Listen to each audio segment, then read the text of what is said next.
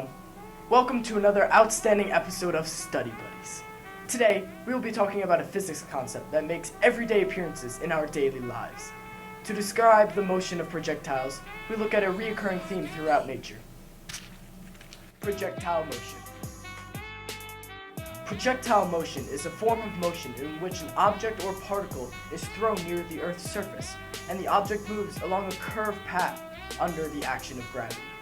The acceleration due to gravity, otherwise known as little g, is 9.8 meters per second squared. But for all basic purposes, and because we are too lazy to punch in an extra decimal into our calculators, use 10 meters per second squared. So does that mean an object with a greater mass will have a greater acceleration than that of an object with less mass? Good question, but the answer to that is no. All objects, regardless of mass, have a free-fall acceleration of 9.8 meters per second squared. The acceleration equation, a equals f net over m, and also we are given the f net equation where in this situation f net equals n times g. So if we take m times g and plug it in for f net, we are given a equals mg over m, in which the m's cancel out, leaving us with a equaling g, which is also known as 9.8 meters per second squared. So in a real-life scenario, what does that mean? That means if you and Dan were falling out of an airplane at the same exact time, where you weighed 73 kilograms and Dan weighed 80 kilograms, then you and Dan would be falling with the same exact acceleration and hit the ground at the same time. Really? No way! Yeah, it's true. Also, any projectiles moving with any speed in the x direction will not affect the object's free fall acceleration whatsoever. This is because, for all projectiles, x and y motion are independent.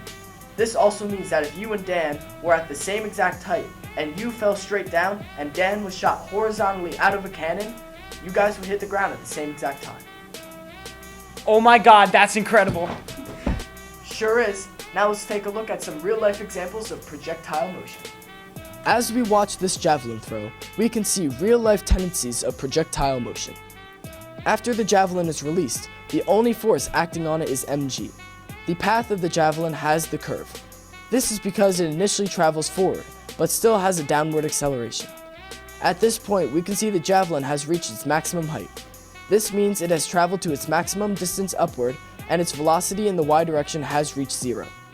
The javelin now travels with y velocity in the downward direction until the javelin hits the ground. Throughout the entire flight, the velocity in the x direction remains unaffected by the changes of the velocity in the y direction. Any changes would be due to air resistance. Also, the free fall acceleration, little g, remains unchanged throughout the flight of the jav. The same time it took the javelin to go from the throw to its maximum height is the same time it took the javelin to go from its maximum height to the opposite end of the parabola where the jav was released.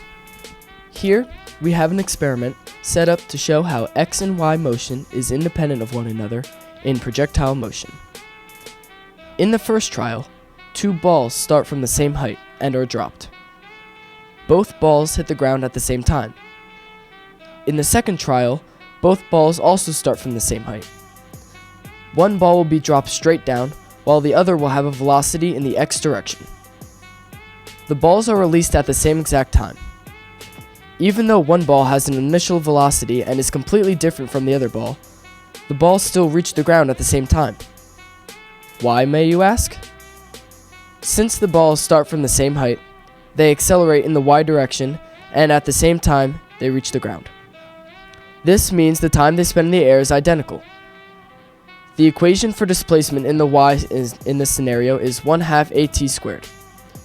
Rearrange time equals the square root of 2 times x over a. Since both balls have the same displacement in the y and the same acceleration, the time they spend in the air is also the same. So what are common applications of projectile motion? I don't know, you tell us. Well, okay. Projectile motion is heavily involved in the weapons of our armed forces, from tanks to missiles on fighter jets to jets themselves. Really? Yes, and projectile motion applies to all balls and implements we use in our kind of sports. Projectile motion is everywhere! It sure is, Evan. It sure is. Well, that's all the time we have today, folks. I learned so much about projectile motion. If you enjoyed this video, drop a like and subscribe to Miss Carol's YouTube channel. She makes many great videos. From all of us here at Study Buddies, we'll see you next time. Wait, that's all the time we have?